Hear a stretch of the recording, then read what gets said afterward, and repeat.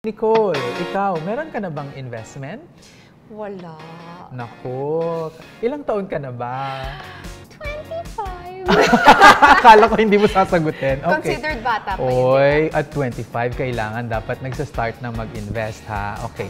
So, tuturuan kita ngayon kung paano mag-start na mag-invest. Paano? Okay, sige.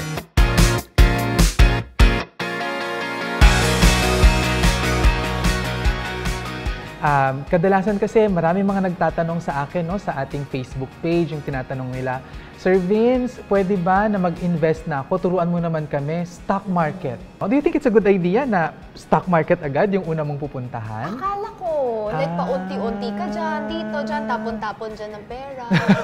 Totoo, matatapon nga talaga yung pera kung ganun Ayun yung strategy, no? Yung stock market kasi, medyo sophisticated na ito na investment product. So, hindi dapat ito yung nauuna. So, ito yung ating kailangan gawin muna bago tayo magpunta sa mga sophisticated. Paano ba magsimulang mag-invest? Ang una mong dapat gawin is to invest in yourself. So, can you tell me things na ginawa mo para mag-invest para sa sarili mo? Parang ano ba to? Mahalin mo muna ang sarili mo, ganon. Yes. Okay, minahal ko ang sarili ko. Sa pamamagitan ng, yung parang nagkuha ako ng mga extra courses na baka feeling ko mapapagkitaan ko in the future. Like, kunwari, yung designing, fashion design na courses. Kumuha ako noon. So, natuto kong manahe. Right. Kunwari, meron kang plano, dapat pinag-aaralan mo na kung paano mo gagawin yung planong yan. Naririnig ko kasi sa mga overseas Filipino workers na nagtatanong sa akin sa Facebook, Sir Vince, ano ba yung negosyo na pwede nating pasukan? So, habang nag-iipon ka pa para sa negosyo na yon, mag-aral ka na. Pwede kang mag-enroll sa mga online courses. Pwede ka rin umattend ng mga seminars at trainings para ikaw ay mag-increase yung inyong knowledge and skills. Another way to invest in yourself is to widen your network. Paramihin ang iyong mga kakilala. So, kapihan sessions yan. Pwede rin. Pwedeng party-party. Makikihalubilo ka sa mga tao na tingin mo maayos ang kanilang pamamalakad sa pera, ang kanilang pamamalakad sa negosyo.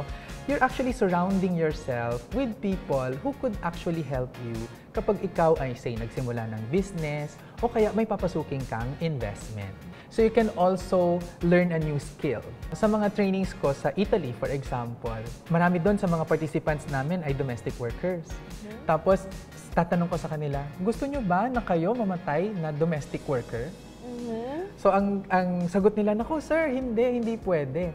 So, tatanong ko, so anong ginagawa nyo para hindi na kayo domestic worker? Naku, ayun na, naglalabasan na yung iba't ibang klase ng rason kung bakit hindi. Sir, kasi dito sa Italy, kailangan marunong kang mag-Italian.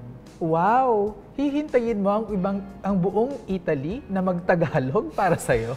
Ang rule dyan, kung 3 taon ka na dyan, abroad, kung saang country man yan, tapos hindi mo pa rin alam yung lengguwahe nila, feeling ko nagpapabaya ka na.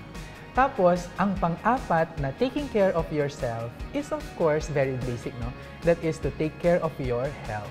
Okay ka nga financially, pero yung health mo naman, hindi mo rin ma-enjoy yung iyong kayamanan. Tayong mga Pilipino ay naghahangad ng masaya, masagana at mapayapang pamumuhay.